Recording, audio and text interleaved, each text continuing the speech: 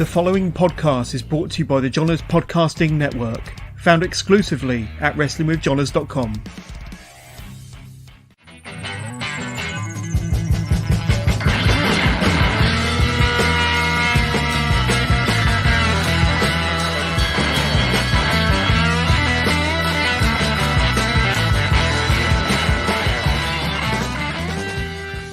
Hello and welcome to the latest live episode of Wrestling with Johners, and a very special episode it is for a couple of reasons. Firstly, this is episode 350 of Wrestling with Johners. We're about 5.5 years in, but today we got probably one of the biggest guests I've ever had on the show, considering we're 350 episodes in. One of the very best and one of the most respected pros on the UK scene, none other than Eddie Dennis. Eddie, how the devil are you? And thank you so much for joining me. Yeah, I'm very well, thank you. I can only assume you're referring to my height when you're talking about the biggest people you've ever had on your show. Well, possibly. I've had a few tall wrestlers on here, but you're possibly the tallest, to be honest with you. I can't think of any that are touching 6'6", but there we go. And of course, we are live across Facebook, across Twitch, X, YouTube. And if anybody wants to get in touch with the show, if anybody wants to send questions in for Eddie Dennis, they can do. Just send them through to us using your chosen device, and we'll do our very best to bring them up during the course of this interview. And we've had a whole ton of questions come in already, so I look forward to getting stuck into them. But before we take a deep dive with Eddie, just a quick reminder of some of my recent guests. And this is the first interview of the month of March, but February was pretty stacked. And a few names that Eddie might be familiar with, but Jay Joshua came onto the show in February. Go and check that one out. A fantastic guest, a wonderful interview. Go and give that one a like. And Scotty Rourke was another guest of mine in the month of February, along with Alexis Falk, and one half of the brand new Progress Tag Team Champions. And that's something that Eddie knows all about. So my most recent live interview last Thursday was with the guys behind United Wrestling out of Oxford, out of the Tap Social in Oxford. But today, it's all about this guy here. And big shout out to Elliot93 for the artwork. Top guy, always helps me out when I've got a big guest and a big graphic to get ready for a big interview. But Eddie, I mean, we are 4 days into the month of March. 2024 has already been a pretty busy year for you. But let's touch on this past weekend. And I think it all started at Progress, didn't it? And for the love of Progress 2 in Manchester and against... Now, correct me if I'm wrong, Eddie, but I think, was Big Damo kind of the first time, is that the first time you've ever faced Big Damo, a first time encounter between the two of you? And considering how long the both of you have been in the business, if that is correct, that's a pretty astonishing stat there. Yeah, a bit of a weird one, considering there's not that many sort of like quote unquote heavyweights in the UK over the last sort of like 15 to 20 years that have stayed the course. Myself and Damo are two of them, and yeah, we've never had a singles match. We were involved in a big scramble on day 2 of the first Super Strong Cell tournament, and I think maybe I pinned him to win that match. I can't really remember, but I think that might be the case.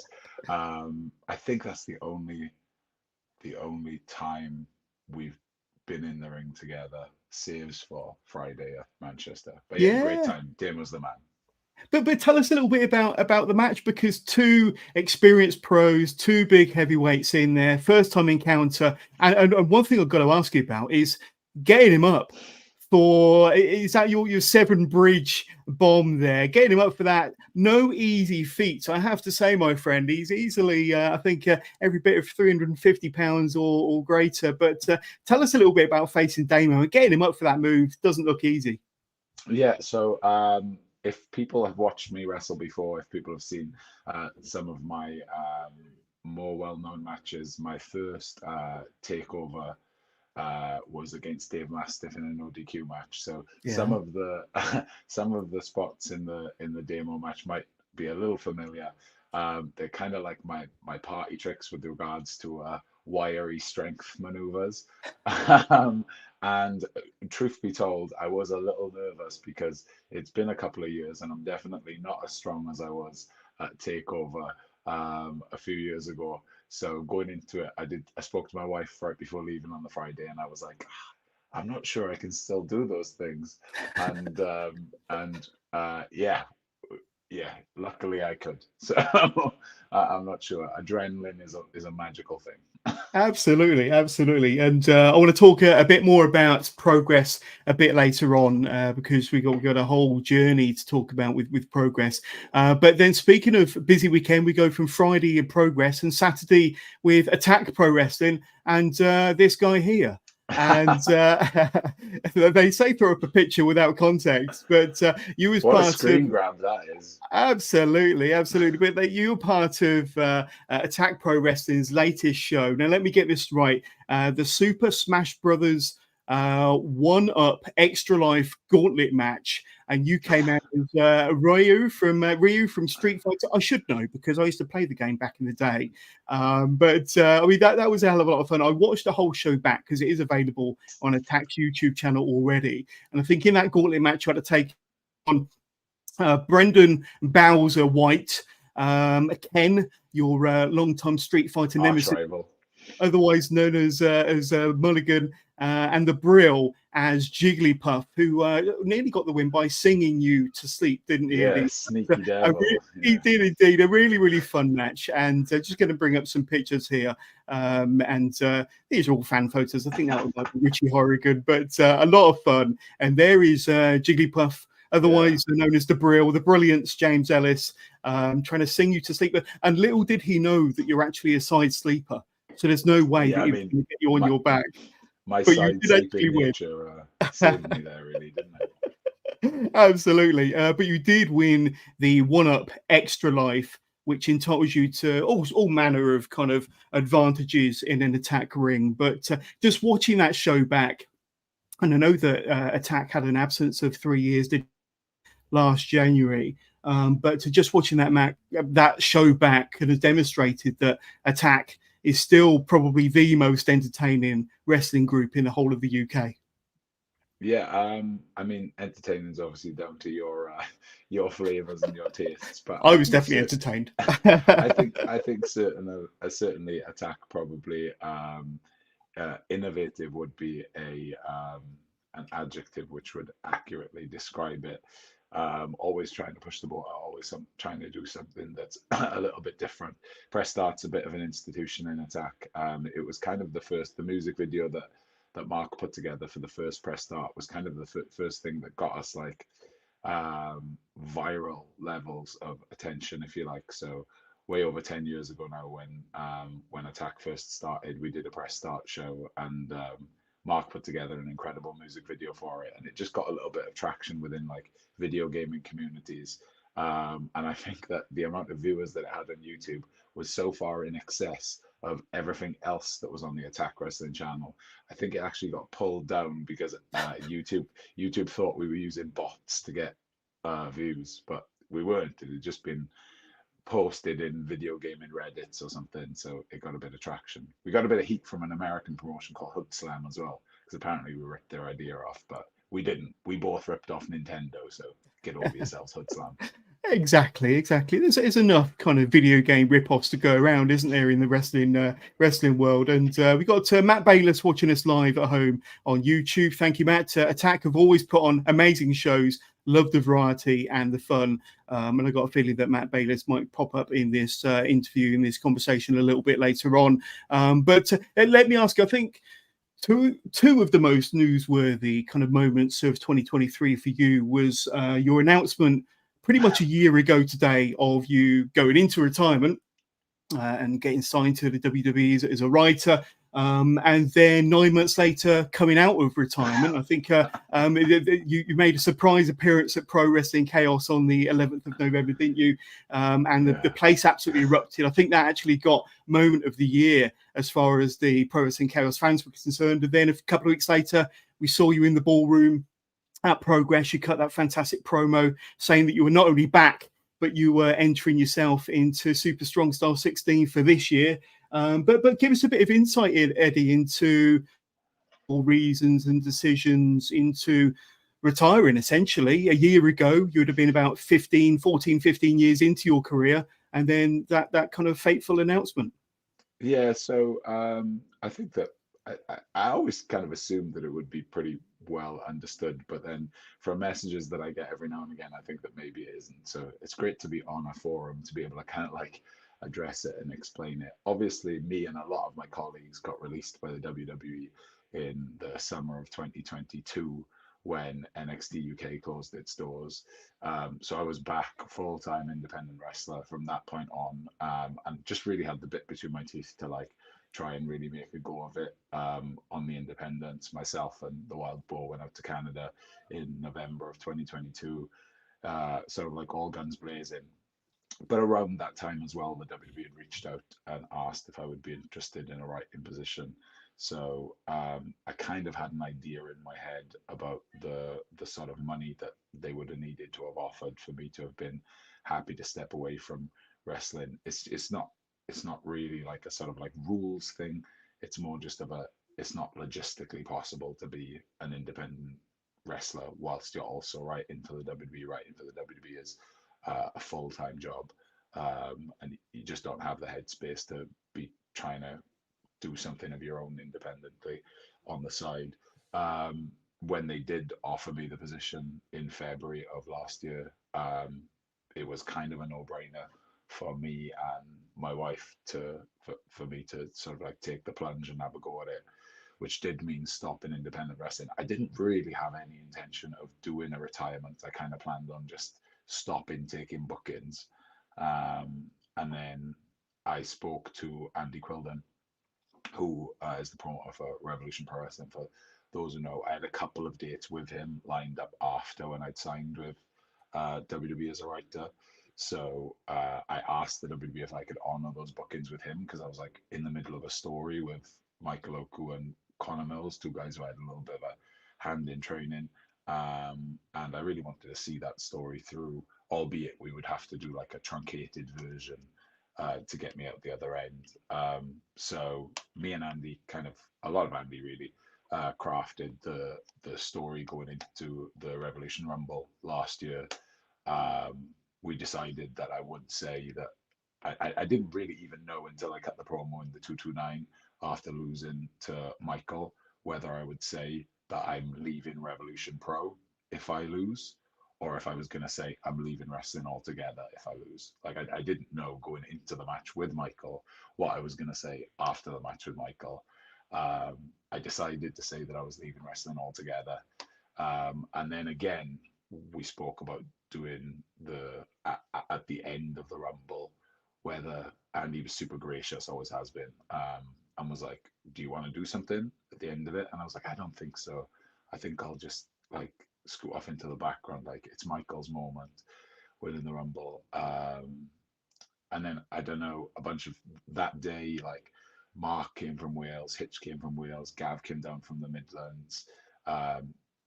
Tate, he probably won't like me bringing this up, but he came across to watch and stuff. That my wife was there, my wife's parents were there, and I just thought that I should do something. So I decided to leave my boots in the ring, and then I'd kind of retired. And all that being said, in my heart of hearts in that moment, I was pretty sure that I was never going to wrestle again because I'm 37 now. I wasn't sure whether the writing thing was going to work out. You never know when you're going into sort of a different position.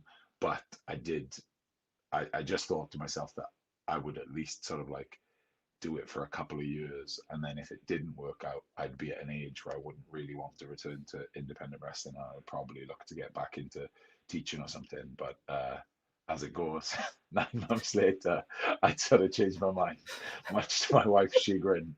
And once it transpired that the writing wasn't for me, there was no question in my heart whether I wanted to return to do this.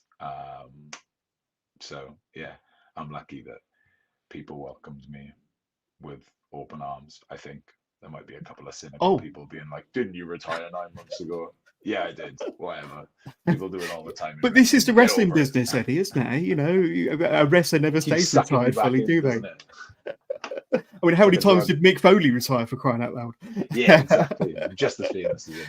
But I know that in your return speech or promo at the ballroom last November, you mentioned about kind of the various injuries that you had and kind of your right pec, your left pec, your right shoulder, both knees.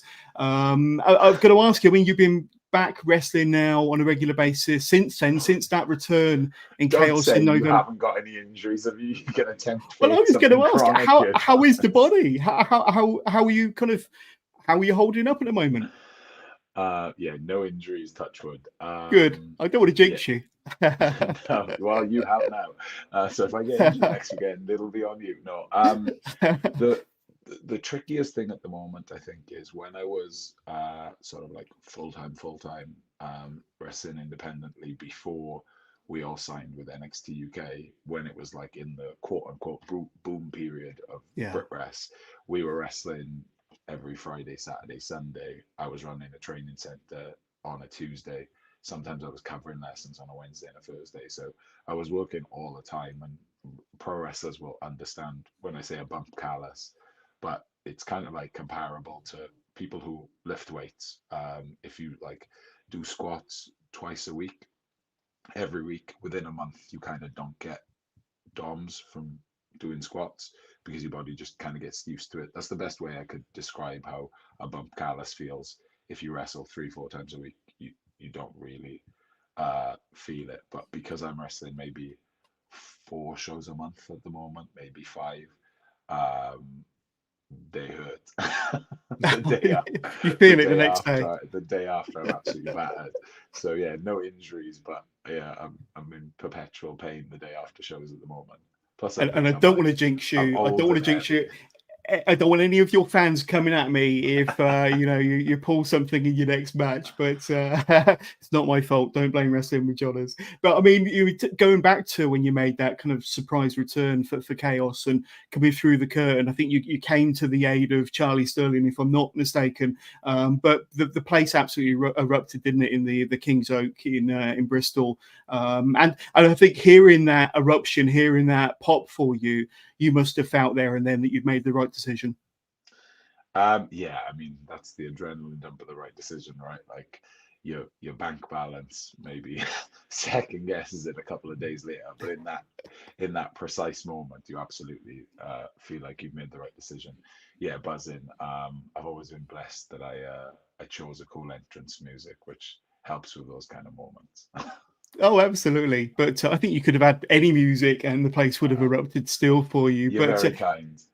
no, well, I'm here all week, folks. That's what I do. But I want to take it back to Progress now, and I think you first performance for Progress back in Chapter 6, which I think was maybe 2013, maybe early 2014. And then by Chapter 12, yourself and Mark were already the Progress Tag Team Champions. You had the belts for over 300 days, over 2014 into 2015. And I think that period, especially with yourself and Mark as FSU and the tag team champions, kind of really helped put the both of you on the map, on a bigger scale, certainly on a more national scale. But do you have fond memories of those times?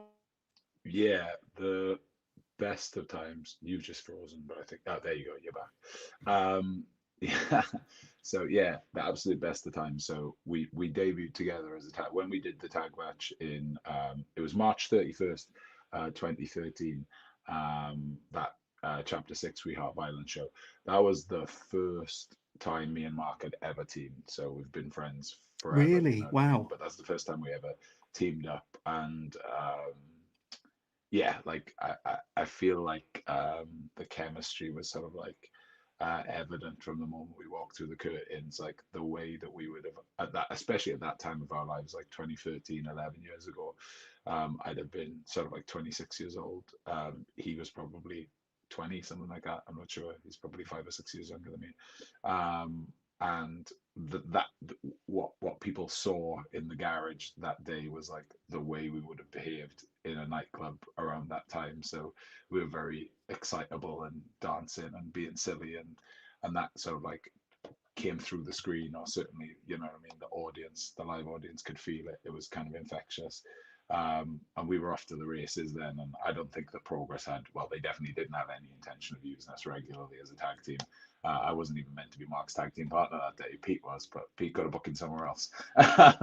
So it ended up being me. And then I guess they sort of like pivoted on some of their ideas. And we ended up winning the first tag titles exactly a year later at Chapter 12, which was the first show. Oh, there it is. Which Look was at the that. first show that they did in the Electric Ballroom. So what was quite cool about that whole period, those whole couple of years, especially at Progress, was we were kind of at the precipice of the growth of the company.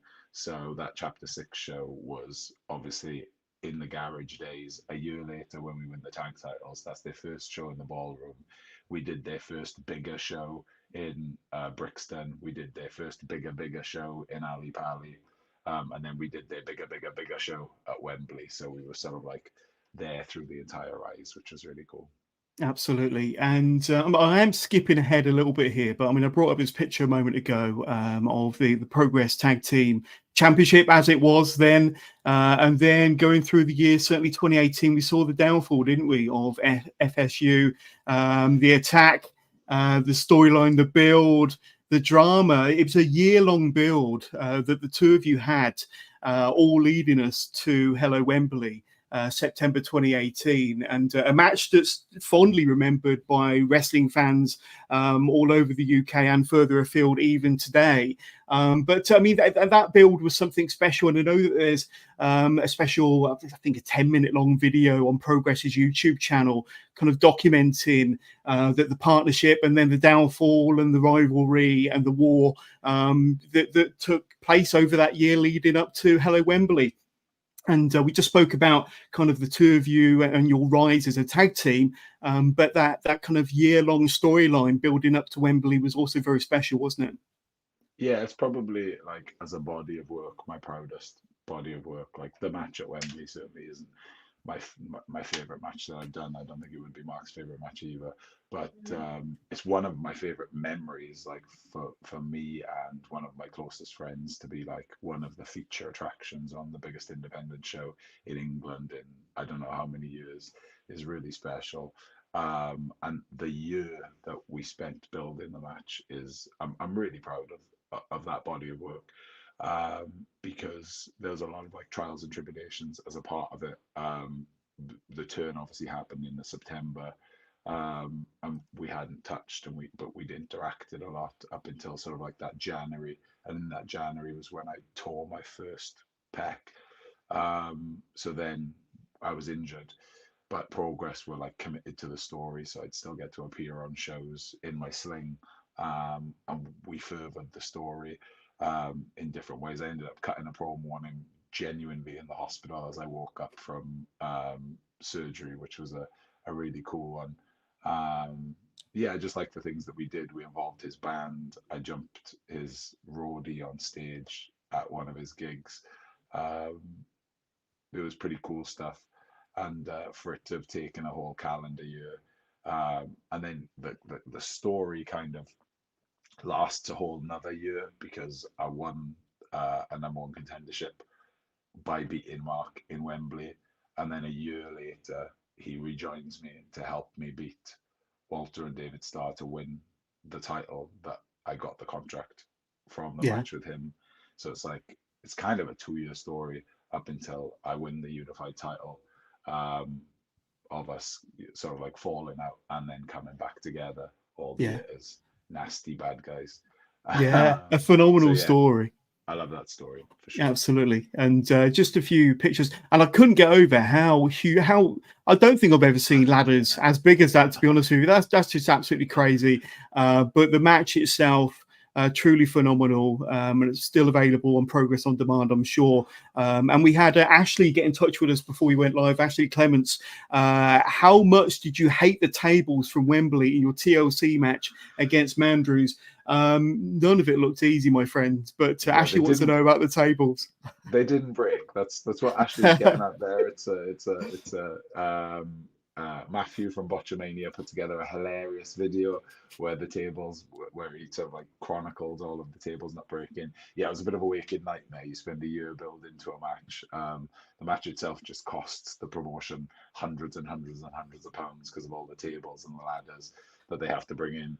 And then you get out there, you're in front of thousands of people, and you start going through this thing, which as a performer, best case scenario, this is going to be pretty painful, but hopefully the audience is really going to enjoy it, and we're going to put together a beautiful piece of art.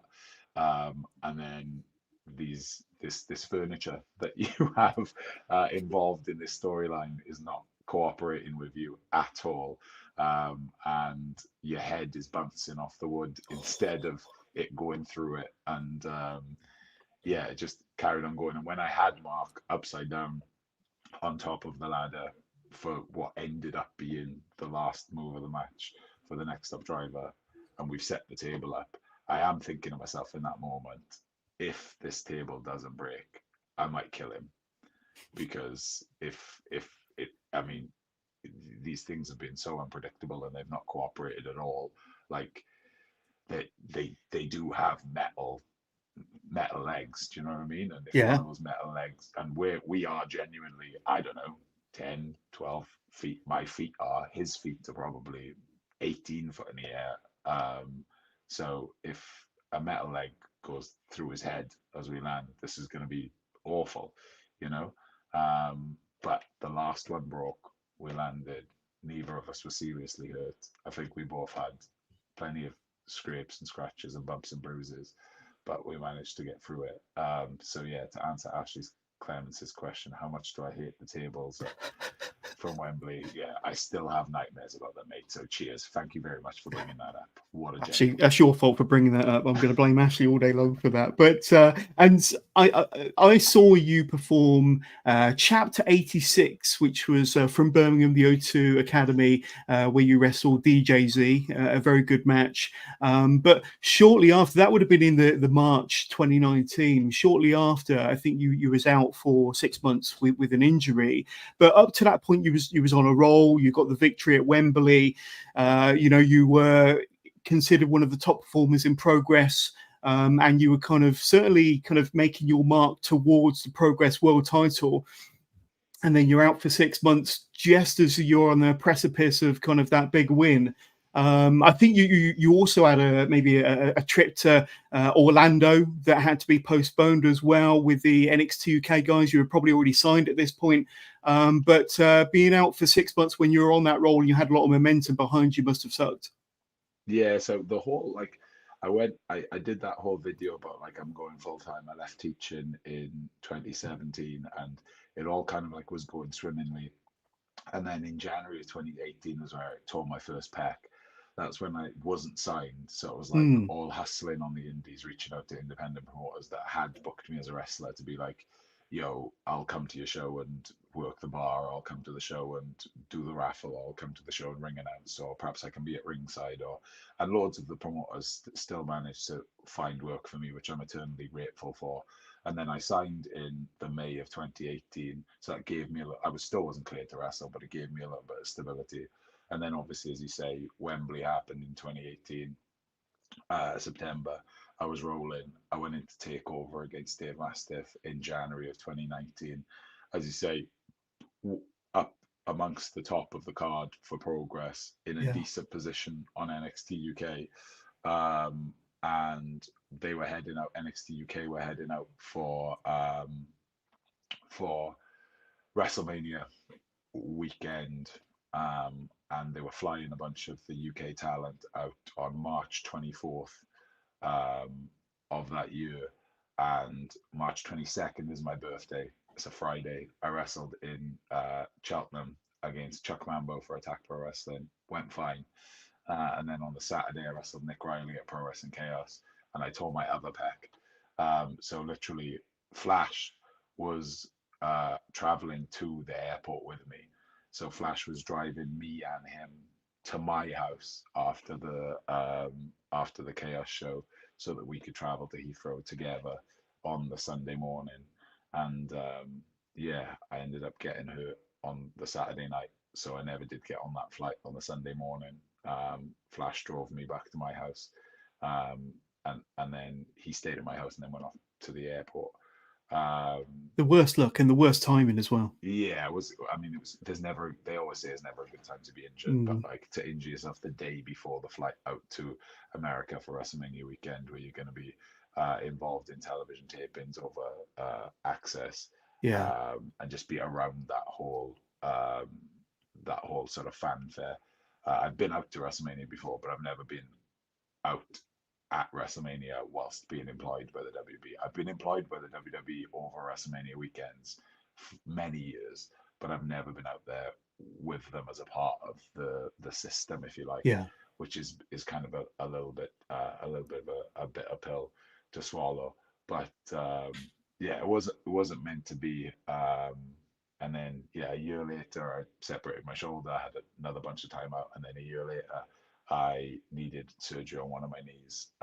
So the whole sort of like journey through NXT UK was wonderful and super valuable, and I would certainly consider it a success. But it was fraught with injury, yeah, which yeah, was unfortunate because sort of like for a decade on the independents in the lead up to that moment, I really hadn't picked up any injuries at all, hadn't taken any time off, and then when there was an opportunity presented there, my body just wouldn't cooperate. But it is yeah. what it is. Yeah, and I'm going to bring up a couple more pictures because when you did return 6 months later, you did win the Progress World title there as the Progress World champion. There you are, as the nasty heels there. You could tell by the look on your face. Mark Andrews behind you. And the reason why I'm sticking with Progress a little bit is because I think pretty much your last title defense was against Michael Oku, the OJMO, early 2020. And then, of course, you suffered another injury. But then you did have a bite at the cherry, a crack at the Progress World title about 3 years later against Spike, didn't you, in Cardiff over Clash weekends from the Tram Shed. I was there that whole weekend, enjoyed the hell out of it, enjoyed watching you perform and beat the hell out of Spike. I mean, just thinking back to Clash weekend, and it must be a bit of a mix of emotions for you because here you are, you got, a Progress World title opportunity against Spike in your home in South Wales, in Cardiff. But then the day before, you have the WWE selling out the Principality for Clash at the Castle. And I think, the yourself and the NXT UK guys would probably only let go a few. Yeah. So a real range of emotions for you that weekend. And like I say, with WWE being in town, Cardiff was a buzz. But I don't know whether your mind was elsewhere. Yeah, it was a really funny time because the WWE is so fluid, decisions happen there so like so quickly, so fast moving that you should never be surprised when this stuff happens. But like 3 weeks prior, maybe four Yeah. weeks prior, I literally got on a train and went to Cardiff to do a day of media for the WWE with regards to Clash at the Castle. So I went and did a bunch of Welsh language media for the WWE with regards to Clash at the Castle like 3 weeks before we all got released, and then they ran the Clash at the Castle show. So it was a funny old time. Mm, I know a lot of the guys sort of like didn't want to go to the castle, but all I could think was one of my best friends, Pete Dunne, was going to walk out in front of 60,000 people yeah. a 15-minute walk away from Catay's Community Centre where we'd put on the really early attack shows. Um, and I couldn't not want to watch him do that. You know what I mean? So I was super psyched that I went to watch it and I saw my friend have that sort of like milestone moment in his career. And then the day after, I had a cool milestone moment in my career, albeit down the road in front of way less people, against Spike, someone who, again, I had a little hand in training, and someone who I'm extremely proud of the professional wrestler that he became. So that moment was equally special for me. It, Yeah. when you tell the story, it sounds like you should be like super pissed off and like really bitter and angry, but I just wasn't. I just understood the I kind of understood the business decision when they decided to close the brand. Yeah. And I was psyched to have been a part of it for as long as I was a part of it. And I was really excited that the city where I went to university, and the capital city of my home country, and I'm really proud to sort of be Welsh, was like taken over by the WWE that weekend. And I was excited to be a part of it, albeit an independent show on the fringe of it, as opposed to the big show itself. Um, yeah, it was cool. I was more happy than anything else. Do you know what I mean? Yeah. There really Yeah. wasn't much of that like bittersweet. It was just a cool weekend. Yeah, and it was like I say a celebration of wrestling and a celebration of kind of Welsh wrestling. Really, it really was a fantastic occasion. But I want to bring up a picture of this guy here now, and Kid Lycos. And yes, for anybody that's a little bit squeamish of blood, that was what he looked like after his cage match against Spike when he became the new Progress World Champion only last Sunday, so just over a week ago. And I was there, tremendous match, a wonderful occasion. But I think yourself and Kid Lycos have parallels in terms of the injuries, and I think he temporarily retired, didn't he, for a short period of time, and then came back, and then kind of off to new heights, especially after that world title win last weekend. But I'm sure, I know that you faced Kid Lycos in the ballroom December, didn't you, on boxing? And I was there. That was a fantastic match. But I'm sure you'll agree, Progress couldn't have chosen a better wrestler performer than Kid Lycos to represent them as their world champion now. Yeah, the only thing that I'd sort of like push back on is I don't think Progress chose it. I think the audience chose it and they went Yeah, along with it. I think that yeah, like all good moments in time like that, the audience kind of dictate the direction, and the audience decided that Lycos was their man. yeah. And good for them, because he's like an attack OG, so he's uh, came up in sort of like similar circles as myself. I love him dearly. He's an incredible performer, and the cage match the other week was fantastic. The blood was a little bit much for me. I was a little bit squeamish and just Bit a little bit much for me as uh, well. afraid for my friend's health. Yeah, But yeah, like a phenomenal match, a fitting into Spike's reign, and a fitting start to what I'm sure will be an incredible reign for Lycos. So I couldn't be more proud of him. absolutely. And one more time, we just want to take you back to that promo you cut last November, because you formally announced yourself. I think you're possibly the first entrant to this year, 2024 Super Strong Style 16 tournament, taking place the 26th and 27th of May. I think that you've got the bit between your teeth as far as wanting to reclaim the world title that you never lost, Eddie. Yeah, I want to. I sort of mentioned this in a promo on Friday in Manchester. It's even more really. It's kind of like I was in the first Super Strong Style, so I was in the Super Strong Style in 2015, and completely legitimately, the Progress fan page at the time, they put a poll up of who do you want to win Super Strong Style 16, and it was me and Tommy End, top two by quite a long way, to be honest. And if you look at the if you look at the first tournament, you know, Will Ospreay, Roderick Strong, Zack Sabre Jr., Tommaso Ciampa, Big Damo, like Stacked. it is a murderer's row. And I went out in the first round. But the truth is, I look back on myself as a performer in 2015. If I'd have had a run in the tournament, I think I would have exposed myself. I just don't think I was good enough in 2015. So in 2024 now, like, albeit I retired last year, albeit my priorities are a little bit different than what they were, I still, I really want to show that, like, in 2024, that I can have a run in the tournament, that I can win the tournament, that I can have four matches over 2 days or whatever the Yeah, case may be, and can still do it. So I think that, like, in tournaments have like a special place within independent wrestling. You know, anyone who's like a real diehard independent wrestling fan, the Ted Petty Invitational, Best of the Best, Survival of the Fittest, Carrot, and now Strong Style, Battle of Los Angeles. Do you know what I mean? Tournaments are yeah. kind of synonymous with independent wrestling. So I think that every sort of like diehard independent wrestling fan who turned into an independent wrestler wants to have that run in a tournament, um, because I think it's like a bit of a stamp of approval on you as a performer.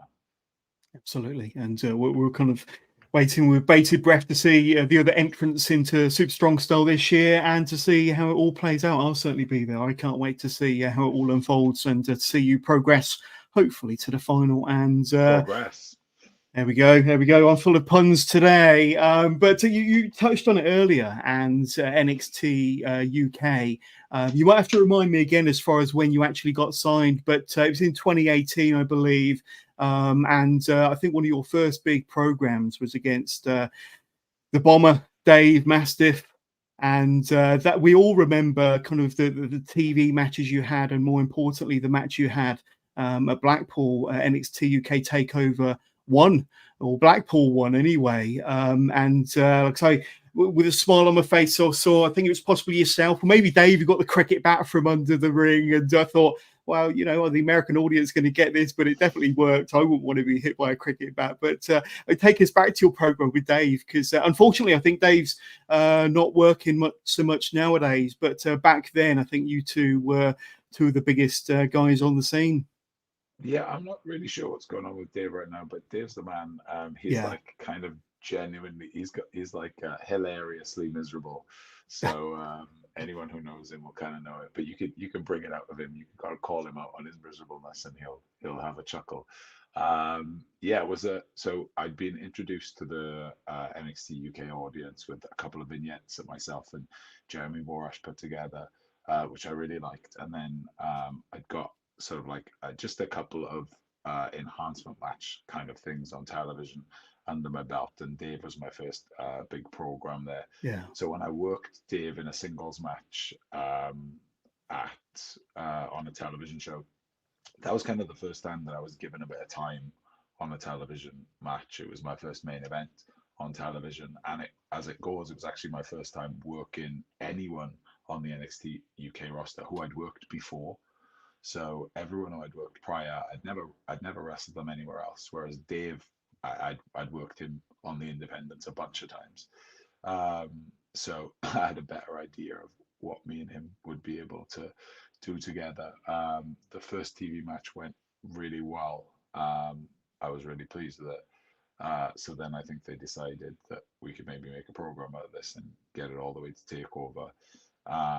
And then obviously, who doesn't want to have a moment at a takeover? It's kind of like the name is the takeover brand from the US and in the UK, sort of like synonymous with these incredible shows. So you want to be a part of them. So to get the opportunity to be a part of them twice was bucket list stuff. And that one with Dave was certainly painful, but yeah, it was a really satisfying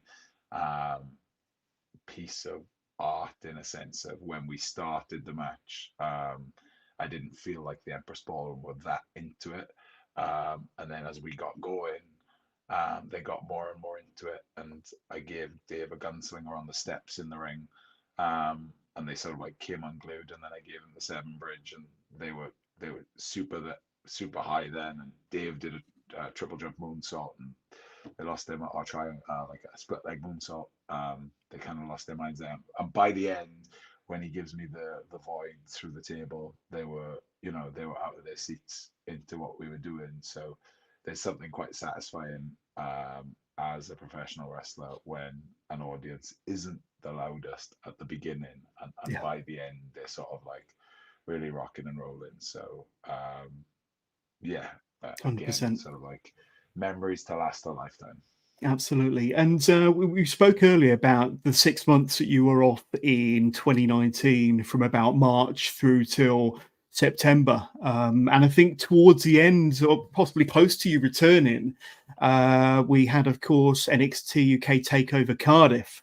Now, I was there, and to this day, still probably one of the very best wrestling shows I've ever been to. And to be honest with you, every time I go to Cardiff, every time I see a show in South Wales, it's always an absolute banger. But this one in particular really stood out. Of course, you had Tyler Bate and Walter put on that 42-minute kind of masterclass in the main event. And of course, you had Flash and Mark Andrews become the first ever Welsh WWE champions of any description, winning the NXTUK Tag Team Gold in another phenomenal match. The whole show was absolutely crazy. But you was kind of on the shelf, I believe, still recuperating during that show. Where were your emotions? Where was your head at kind of in the lead up to that? And as the show was taking place, you must have been super proud for your friends and colleagues that are out there putting on a banger of a performance. But, was there this bittersweet emotion once again, Eddie? Yeah, there was way more bittersweet in Takeover Cardiff than there was at Clash of the Castle. At Clash of the Castle, I could just enjoy it for what it was. Takeover Cardiff was real bittersweet, because you're exactly right. It was coming up to the end of my injury. I actually felt like I could have gone out there and wrestled. I felt absolutely fine. I was in good shape. And in the build up to it, I'd kind of like been telling myself I'm gonna be cleared by Takeover Cardiff. But of course, they're not necessarily going to manage to like write you into story by then, or like have something for you on the show. But I was desperate to be a part of that show. And obviously, because the first takeover in Blackpool, I was a part of that show. And then for the second takeover to be in Cardiff, you kind of look at it and you think like they probably will do something with Eddie at Takeover Cardiff, and I do think that if I hadn't got injured, I probably would have been a part of that show in some capacity. I'll never know. So they released sort of like guest list for talent way early. So my wife and my mum came to the show, sort of because I'd arranged guest list for them months and months prior, when I was still telling myself that I was going to be on that show. So that's kind of the level of bittersweetness. I had like guests there to watch me perform, and like I wasn't on the show. I was just sort of like sat backstage. But then, so it's really just bitter. It's not even sweet. It's just bitter, to be honest. It just sucks the whole time. And then one of the people who works for the WB sort of like arranged for me to get out into the crowd for the tag match, because I wanted to watch Flash and Mark from the crowd. There they are, handsome devils. Look at that. And yeah, I found myself in tears in the crowd when that reaction hit and they won the tag titles, and then certainly the sweet part of the bittersweet moment hit, because I couldn't have been more happy for two of my best friends. And they got back. I rushed backstage after. I was out there in the crowd for the whole thing, and then I rushed backstage and gave them a big hug. And yeah, I was absolutely delighted for them. So that moment is absolute magic in my heart. You know what I mean? It's another one that I'll kind of like remember forever, albeit it didn't directly involve me. But it'll always be sad that I was hurt during a premium live event for my brand in Wales, because all signs point to the fact that I would have probably been involved in it. Yeah, I guess that's 100%. why Clash isn't as bitter, right? Realistically, I wasn't going to be on Clash, so whether I was hired by the WWE during the time the Clash happened or not doesn't really change anything. Totally get it. But better times, you were part of Takeover Blackpool 1, and you were also part of Takeover Blackpool 2, and a phenomenal match, a real standout match against Trent Seven. And I think one of the more scary but definitely exciting moments was when you gave him your razor's edge over the top rope, and that poor guy on the outside, Eddie. Well, I think he's still kind of laying on the floor now recovering, but he took the full brunt of Trent going flying over the top rope there. Poor guy. I hope he got a raise, an extra 50 quid in his pay packet for that. But I mean, a great match, a fantastic opponent. Back in the Emperor's Ballroom, I was there. A very memorable day and a very, very memorable match as well. Yeah, it was a wicked moment. Trent's an absolute lunatic for taking that power bomb. Whose idea was that? Did he agree to that? My God, what a man! He's a maniac. Yeah, it was a cool weekend, cool moment. That's one of those ones where you're like, you have a little bit less time. You're in the opener. I think sometimes like the best thing you can do is like, let's just create a moment. Let's just have something that's like, yes, at the end of the show there is, Tyler's wrestling Jordan Devlin on the show. We're probably not going to have the best match tonight with the best will in the world. Do you know what I mean? But we could probably have a moment. We could probably have a moment that everyone remembers, and I think we definitely managed to accomplish that. We had a moment that everyone sort of like remembers him flying over the top rope to the railings below. It's right up there with like it's a pretty gnarly bump. It's a pretty ridiculous idea.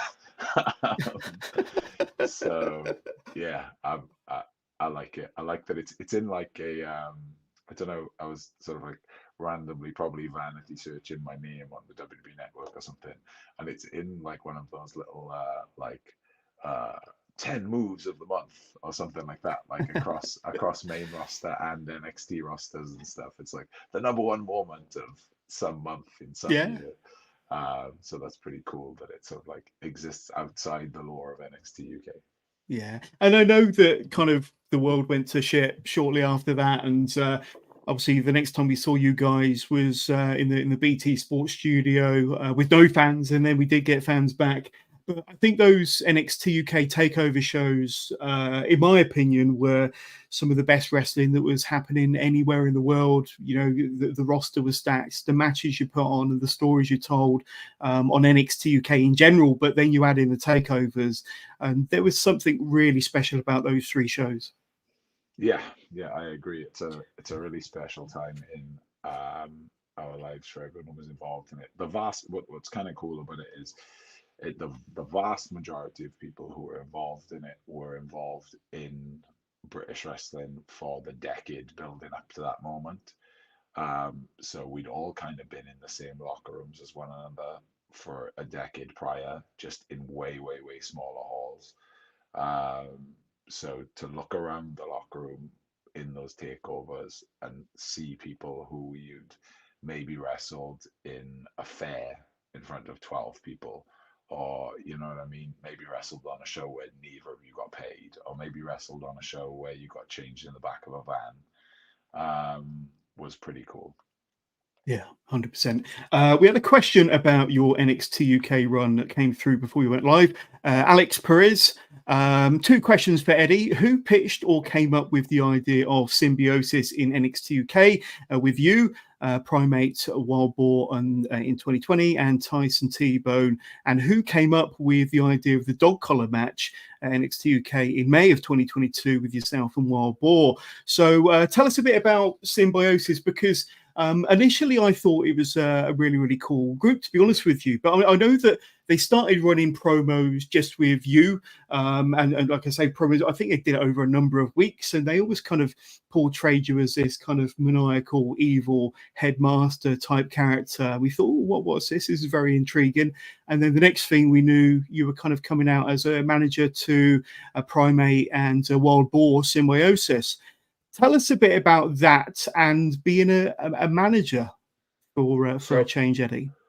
yeah, so originally I think I was always cleared. So I think what happened was when they were looking to relaunch the brand in after, sort of like mid-pandemic, when they were Yeah. looking to restart it in the empty arena, I separated my shoulder against Trent in the Steel Corner street fight in Hull, which was one of the last TV tapings that we did with a crowd.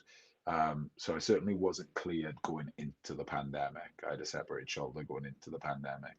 So our first TV tapings back with no crowd, I wasn't cleared arriving at the tapings. So I actually got cleared at the tapings and ended up wrestling Oliver Carter during those tapings. But I think because I was injured and because I'd picked up injuries 3 years in a row, really, I think that either one of the writers or maybe Shawn Michaels as like a lead on NXT thought thought that it might be a good idea to transition me into a less in-ring role, and more of a managerial capacity, um, which I was, I was fine with working as a manager. I enjoy doing promos, I enjoy telling stories, so you still get to do both of those things as a manager. And I saw myself still as an in-ring performer, in a sense of like, I'm just going to get more TV time this way. I was like, if these guys are having a tag match, I'll be on TV. If these guys have a promo, I'll be on TV. If I have a singles match, I'll be on TV. If we have a six-man match, I'll be on TV. There's just way more opportunities to be on TV. So I was kind of all for it. I'm not Yeah. sure who came up with it, but then the Wild Boar hurt his knee. So we sort of decided to switch Boar out with T-Bone. And I do think that I was the person who threw for the name Symbiosis, because I'd said it in a promo when I said there was a symbiotic relationship between man and beast, and I wrote that promo. So that was definitely. I think those words would only ever leave your mouth, to be honest. So I can't imagine anybody else coming up with that. Yeah, and I do think that it was probably Shawn Michaels enjoyed the Welsh dulcet tone saying symbiosis. So I thought it was cool. And then the dog collar match was something that myself and Bo both sort of thought would be that Look at hurts that. so bad. That hurts so bad. Yeah, it was absolutely brutal. The finish in that crossface, I cannot express how much that hurt. The chains in my eyes, like the one in my mouth wasn't too bad, but the ones going across my eyes, like I thought my eyeballs were like pushing into my skull. Wow. Like it was awful. That tapping out is 100% legitimate. I just want him to let go at that point. Yeah, I think that it was something that we both thought would be a cool idea. Especially, with him being considered sort of like a wild animal, and me being like this master manipulator, like a puppeteer. What a great thing for like the animal that had been sort of like controlled by a master. Like the shoes on the other foot, you're gonna stick a collar on the master so he can't run away from you. So it, for me at least, when you're gonna do a quote unquote gimmick match or a stipulation match, I love it when it's the gimmick is related to the story that's been told. So I was never really a big fan when the WWE started doing the branded pay-per-views, because then it meant that you could only do a Hell in a Cell on the month of the Hell in a Cell pay-per-view. And I feel like sometimes the stories aren't there yet, and sometimes the stories are there a month later or a month before, or whatever the case may be. And I always think that like when a when a gimmick match, the reason for the chosen stipulation is because that's where the story is. So like something as simple as people keep getting involved, so let's drop a cage around so no one can get involved anymore. You go to Mm. two time limit draws, so let's have a no time limit. You know what I mean? Like a match, you try and have a bunch of matches, but they end in DQ, so let's have no DQ. And I think in that sense, the wild boar, this animalistic character coming back to seek revenge on this guy who was kind of like his master sort of thing. I think a dog collar match fit perfectly. And pretty exciting that there's only been like a handful of them ever on WWE television. So for us to be one of them is a cool little thing to, again, sort of like memory to tick. And it's always like special when it's one of the guys from Wales that we do it with.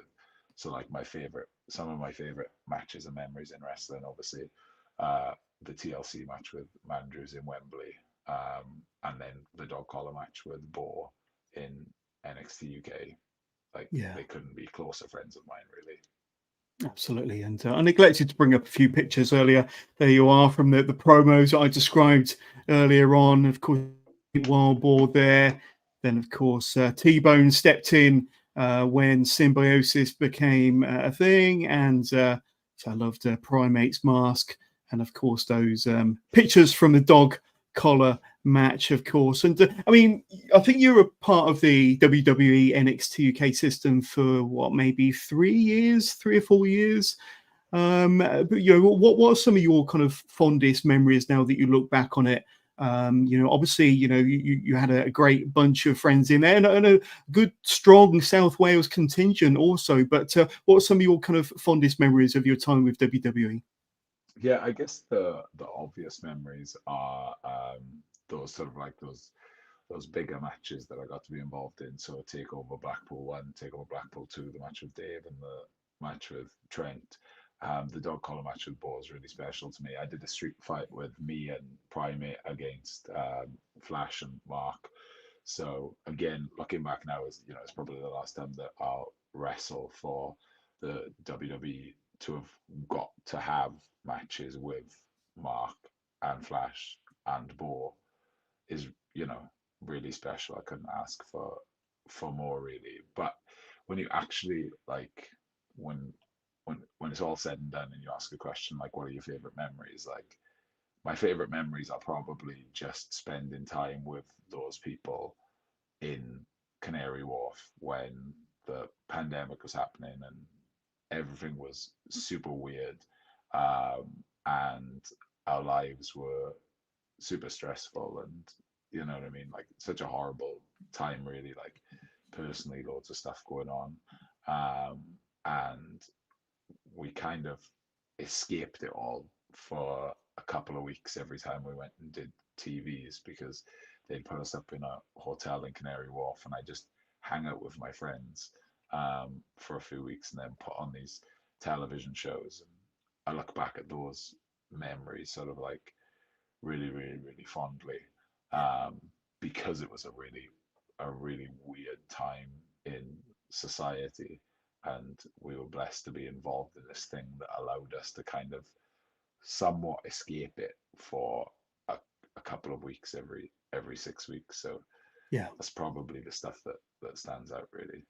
Absolutely. And we had quite a few people reach out to us before we went live today, Eddie. One of them being Matt Bayliss again. What are your favourite memories of Attack Pro Wrestling? So I know that was one of the groups we mentioned earlier. I called it entertaining, but like you say, it depends on your kind of your variation of what entertaining means. But any favourite memories in particular about Attack in your many years of performing for them? Yeah, again, it's one of those ones where like you can pick out individual matches and moments, but the truth is like the best thing about Attack is it was established in I think 2011, I think. Yeah, it definitely would have been 2011. So it was established in 2011 basically because me and Pete and Mark and a bunch of other people sort of like weren't getting enough work other places and sort of like certainly weren't getting to wrestle the way that we wanted to wrestle, the style that we liked. So Pete and Jim Lee went ahead and started a promotion so that they could book their friends and let us have the matches that we wanted to have. And then for that to sort of like grow from there, it's really just being around your friends. I did a couple of because obviously I used to be a school teacher before my time as a wrestler. Um, I did a couple of sort of like sessions with sixth formers where I talk about like not following your average career paths and sort of like go, following a dream or going on a lesser trodden path and stuff. And I think when I was 5 years old, obviously my dream was to be a wrestler um, for the WWE and or WWF at the time. And here I stand, sort of like 30 odd years later, Mm, and I managed to accomplish that dream. But actually, that isn't the dream. Actually, the dream is to have a job that you love, surrounded by your friends. yeah. Because if you're not surrounded by your friends, it doesn't really matter what the job is. You're not going to love it anyway. You know what I mean? And if you're surrounded by your friends, even if the job sucks, it probably isn't going to be that bad. So that's like my favorite memories of Attack. Is kind of my favorite memories of wrestling in general. It's just weekends with my friends doing something that we're really passionate about. And Attack was like the purest, it still is the purest version of that because we weren't constrained by other people's vision of what it should be. It was just our vision of what it should be, you know? Yeah. So yeah, for that reason, those are kind of my best memories. I hope that answers your question, Matt. I'm sure it did. I'm sure it I'm did. sure sure you might have been after like a specific match or moment, but I decided No, to I go think the you full answered it artsy with perfectly. it. But Matt has been a bit naughty. He sent in another one.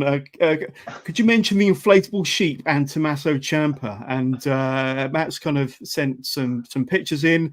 I don't know if this brings back fond memories or Yeah, not, but I I think that know was exactly. possibly. I think Matt brought that sheep in just to kind of taunt Tommaso Ciampa. I'm not sure.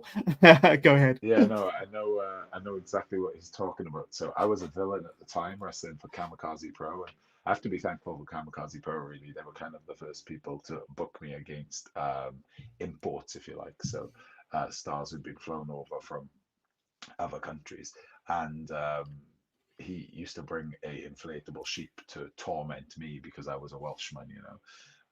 Which it's not racist when you do something derogatory about a Welshman, but it's got a name. I'm just not sure quite what it is. Anyway, he was one of those, and he brought it to the match against Yuha Nation.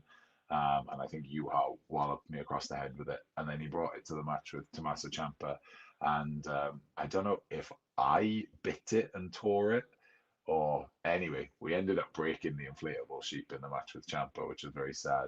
Ciampa also broke my face. There's a scar somewhere on one of these eyelids from one of Ciampa's knee braces. Uh, but yeah, fans like Matt are the best, right? People who sort of like follow you month in, month out to sort of like diehards, and for them to think about bringing a prop along to torment you when you're a villain, that's just adds fuel to the fire. Do you know what I mean? You love to see it. Absolutely. Yeah, no more inflatable sheep related questions from me or from Matt. But our friend Richie Horrigan has been in touch, watching you live at home via YouTube. Will we see a rematch between Nico Angelo and Eddie Dennis? That was one of his favourite matches from last year, and I think that was possibly from one of the first matches that Attack did back in 2023. Yeah, that was the first Attack show back. So Yes, that show was promoted as Mandrew's birthday bash, but it was a secret return of Attack Pro Wrestling where we unveiled the purple canvas one more time. And I think the whole card was a mystery. Me and Nico Angelo ended up being the main event. Actually, when we did that match, I already knew that no one else knew. Well, maybe Mark knew, but not many people knew that that I kind of already agreed to take the writing job with the WWE. So I really thought that match was my last match in Attack Pro Wrestling. I really thought that that was my last match in Kitay's Community Center, which is kind of like a holy grail with regards to my professional wrestling career, certainly, and professional wrestling in South Wales in general. Um, so yeah, it was really special, and I kissed the canvas that night, and I kissed the floor of Kitay's Community Centre because I thought that was sort of like the last one. But now here we are. It's 2024. I'm back in Attack on a monthly basis, and Nico Angelo stands at the top of Attack Pro Wrestling as he's the the Attack Pro champion. Wrestling Mm. champion. So I certainly hope there's going to be a rematch between Eddie Dennis and Nico Angelo this year. And if there is, I need to make sure that the result is different so that I can walk away as the Attack Pro Wrestling heavyweight champion because I'm There not we done go. yet. Indeed. And Richie was kind enough to send us a photo of him Richie, and yourself from a recent show. So thank you, Richie, for sending in your questions. Let's have a ton of questions. Let's have a quick look, see if we can bring up a few more. First of all, Munzie talks. Eddie Dennis is a legend. We all it's not a know that. question, Lindsay. It's We not a all know question. I that. appreciate it. But he did follow up with, did you enjoy fighting in Ignite Pro Wrestling? And I think that was an outing possibly from earlier this year, if I'm not mistaken. Yeah, it was. Yeah, I think my only debut in Hmm. 2024. Obviously, debuts are kind of few and far between when you've been doing it for 15 years. But yeah, it was absolutely wicked. They run a tight ship there in Ignite Pro Wrestling.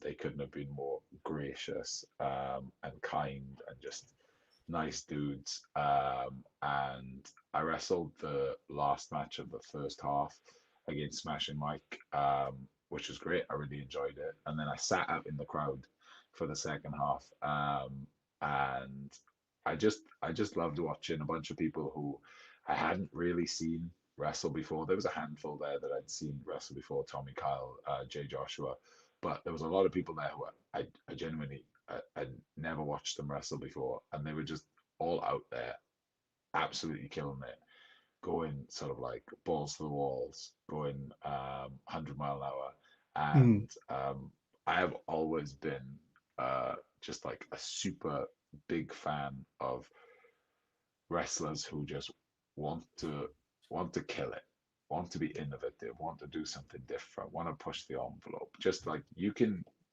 see when people are out there just trying really hard, and whether it goes right or whether it goes wrong, whether it's perfect, um, is almost less important to me than just seeing people that are just trying really hard and just really, really, really want it.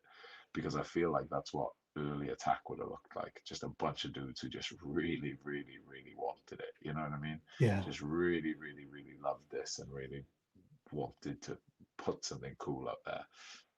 And that's what it felt like watching that second half of that Ignite Pro show. And so the way I've spoken about Attack in the previous question, for me to compare it to Attack is kind of like the biggest compliment I could give it, really.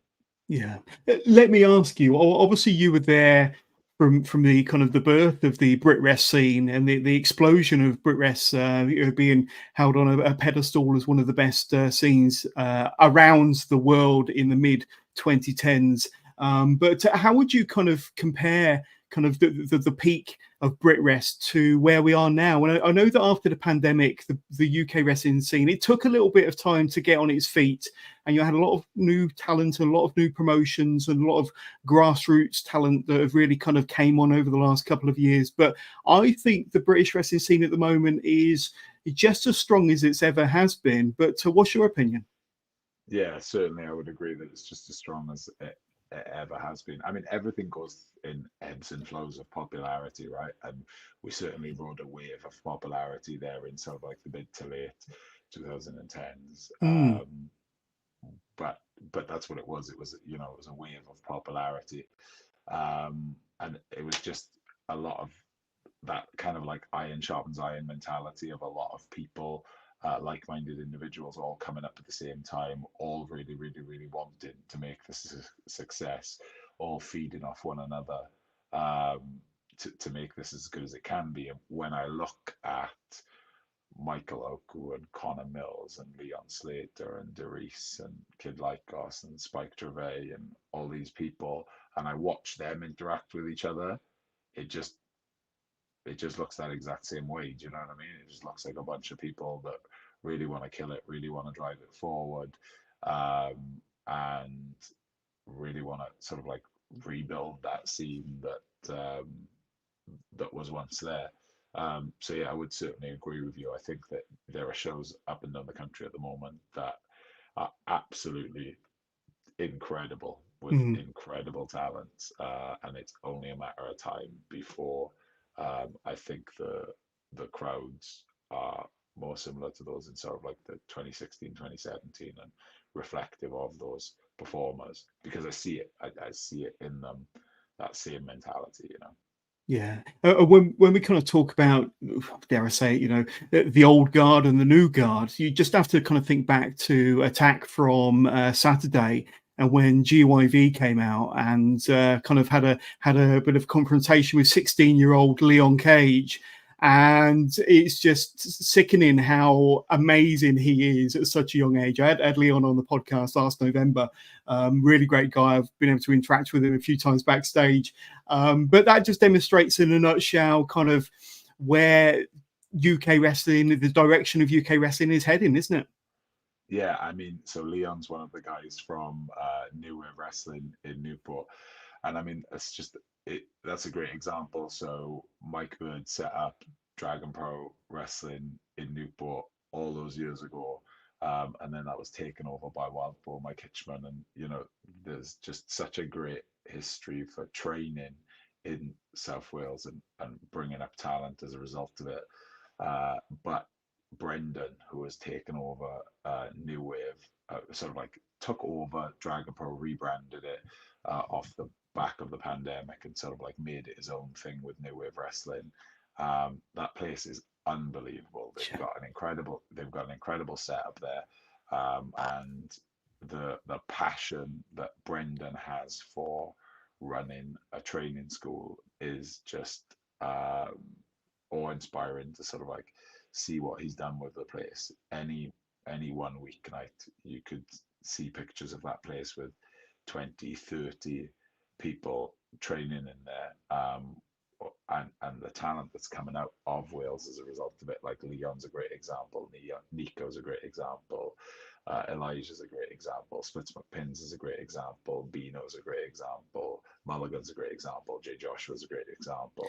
The Brill, don't forget the Brill. Yeah, the Brill's a great Yeah. example. You know, I almost once I start saying people's names, especially from somewhere like New Wave Wrestling, I think to myself, ah, you've opened up a can of worms here. That's it. You're gonna forget somebody, are you? You're gonna forget someone because so easy. It's impossible to get them all down there.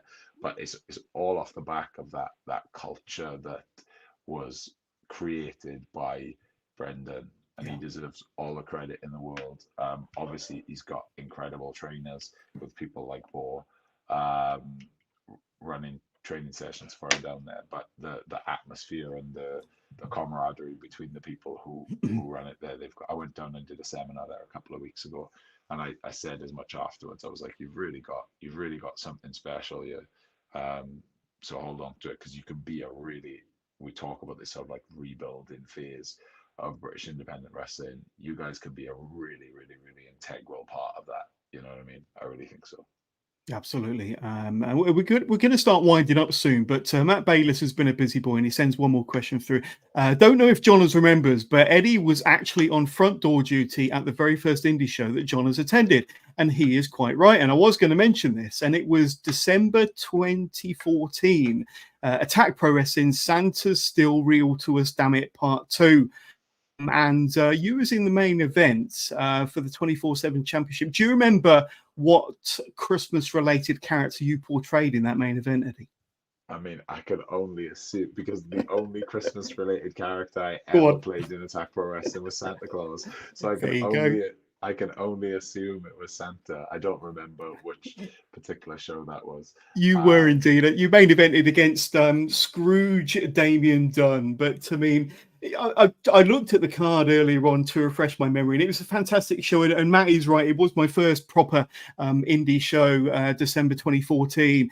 But you had the likes of Chris Brooks on there, Nixon Newell, otherwise Tegan Knox in WWE, Pete Dunne, Tyler Bate, and I think Tyler Bate. We spoke about Leon Cage. I think Tyler Bate was 16 on that show as well. Flash Morgan Webster, Dan Maloney, Bird and Boar, Mark Andrews, Kid Lycos, Ryan Small, and of course yourself.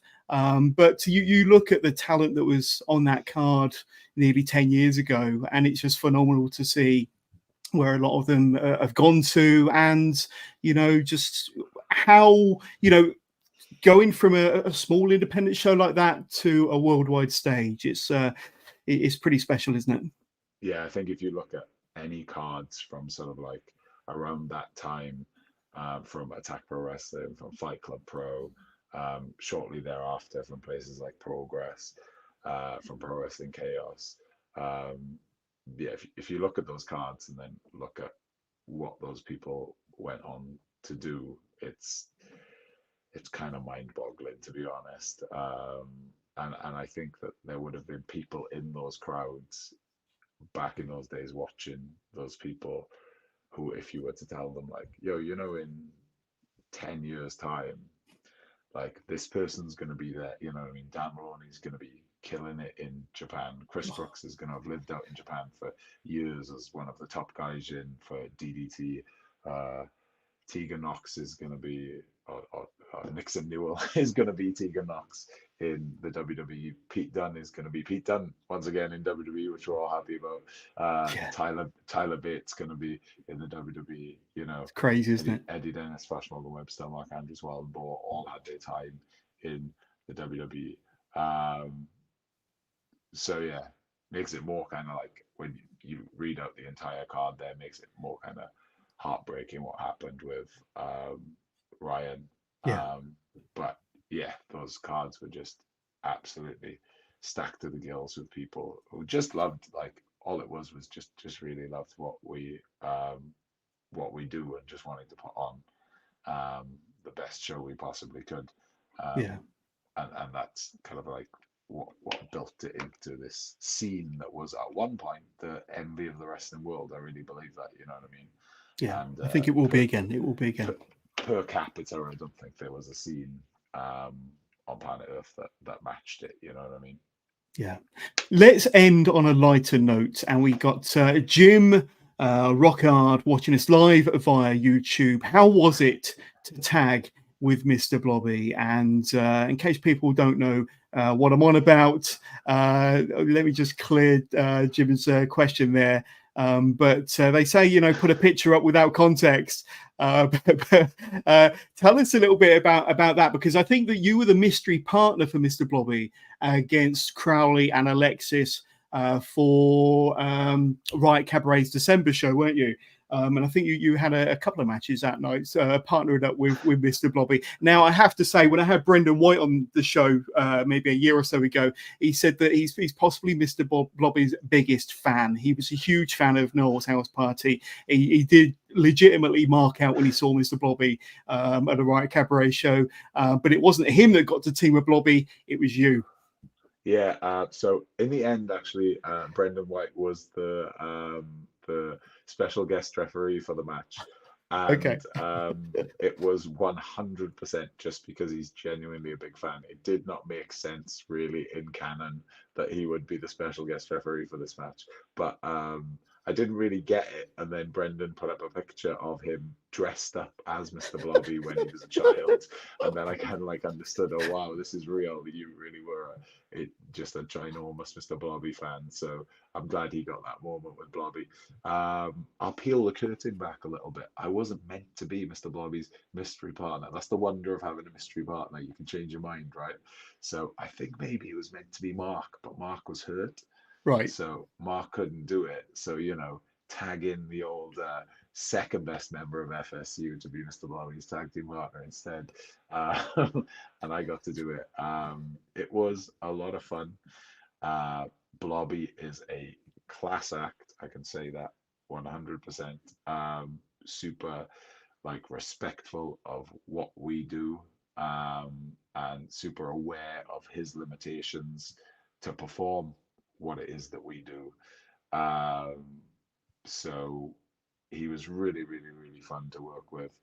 Um, and yeah, I think that given Blobby's limitations, I think we put on something that I can be pleased with. So I liked it. It was a lot of fun. The crowd loved it as well. Crazy. I never really. I'm gonna ruin it for everyone now. Like I was never really a huge Blobby fan, so I didn't get it as much as Brendan. I'm So sure I'm you sure are now. I'm sure Brendan, you are Brendan, now. Brendan's even angrier that I got to. I enjoyed the real Mr. Blobby more than I did the sort of like Mr. Blobby that I saw on TV in Noel Edmonds' house party or whatever it was when I was a child. I always thought it was a bit silly, to be honest. Brilliant. But look, I'm sure we haven't seen the last of Mr. Blobby in a Riot Cabaret ring. But I loved him. I loved him. Absolutely. I'm going to bring up one more question because I know Darren Ewan was very, very keen to have his question answered. Who's the toughest opponent that you faced in your career, and who would you love to face, UK based or overseas? So, do you have kind of a list of maybe some of your toughest opponents, or maybe a top one or two? And are there any dream matches that Eddie Dennis hasn't ticked off yet? The dream match was in sort of like 2015 or something. The dream match was Hero, and I did it twice at Chaos, so I ticked that one off.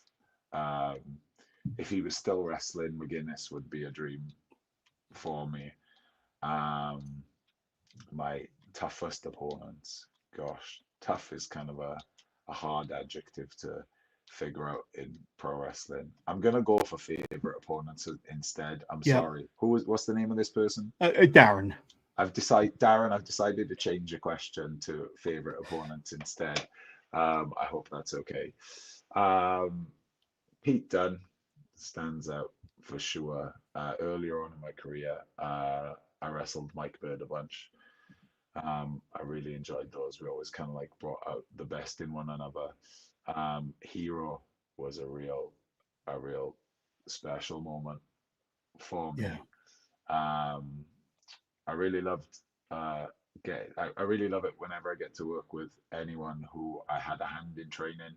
So doing the title defense against Ojmo at Unboxing was really special. When I came back to Attack Pro Wrestling, I was adamant that I got to wrestle with Nino Bryant. So we've done that twice already. That one's really special. Anytime when I worked Spike in Cardiff, that's really special. When every time I've worked Mambo, when me and Mark got to wrestle Mambo and TK at Unboxing the year before, that one was really really special to me. That was Yeah. another one where like I at that point I knew that I was going to WWE, just no one else did. So I might have whispered to TK and Rambo that this is my last match at Progress because I thought I was done then. You know, no one else did. But that was kind of that match was my swan song to Progress at the time. So that one's a really special one for me. As far as ones like dream matches, if I could face anyone, um, like people ask that all the time, and you expect it to be like a Rock or a Stone Cold or a Triple Mm. H or a Roman Reigns or a John Cena or something. Like at this point in my life, like if I could wrestle anyone on a big show, it would probably just to wrestle Pete again. Nice. Like as opposed to kind of wrestling or like maybe some big tag or multi-man match that kind of like has all of my friends. Yeah. That would be my preference as opposed to wrestling some like super famous Yeah. megastar. Because those are the ones that you sort of like you remember, and those are the ones that are a bit more special. And Pete is Absolutely. actually like on top of all of that, as much as I have been in the ring with Drew McIntyre and Chris Hero and Tommaso Ciampa and you know, Doug Williams and all of these like luminaries and actually incredible worldwide performers. Like Pete's actually the best I ever been in the ring with. So There there you you go. go. Truth be There you go. told, he's as good as it gets. And I think I'm going to take liberties. I'm going to answer Darren's question on your behalf. Who's your toughest opponent? Because it has to be the tables from Hello Wembley, doesn't it? Hey, they have Very to good. be your Very good, toughest John S. opponent. But Yes. scrolling along the bottom of the screen are your socials where my viewers, listeners, followers can reach out and say hi to Eddie Dennis and learn more about the great man. But just shout out, where can we say hi and learn more about yourself, my good friend? So I have a Facebook, Eddie Dennis Wrestling, I think. Maybe it's just Eddie Dennis. I'm not really sure. Type in Eddie Dennis on Facebook, you'll find me. Twitter is at Eddie Dennis 1986.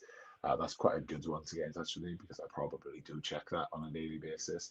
And Instagram is just at Eddie Dennis. And again, if you reach out to me on that, I definitely probably will interact with it. Facebook's likely to just go unread for weeks on end, so maybe don't There go we for go. that one. But yeah, certainly on Twitter or Instagram. Um, and I love to have conversations with people who I've never met before talking about wrestling. So please reach out. There we go. And you got some merch as well. Tell us a bit about that and where we can get our hands on one of your awesome t-shirts and 8x10s there. Yeah, so I've got a sum up store. You can follow a link on one of my social channels to find that one, as opposed to me reading out a URL. You're not going to have your pen out ready to do that. No. So it's not going to work. But yeah, it's a sum up store. It has all of my merchandise. It's also available at any shows that I'm on. And it's all in this cupboard right behind me here. There we So go. if you do order anything, it's not like some Pro Wrestling Tees gimmick where some dude halfway across the country sends it out to you. I send it out to you. So you get that personal touch when you're working with independent wrestlers, you know. Absolutely. But Eddie Dennis, I want to thank you so much for being an awesome guest on episode 350 of Wrestling with Johners. And can't wait to see what happens at Super Strong Style in May. Keeping all my fingers and toes crossed. But Eddie Dennis, you've been a wonderful guest, and thank you so much for your time. Thanks so much for having me, John. Peace. You're very welcome.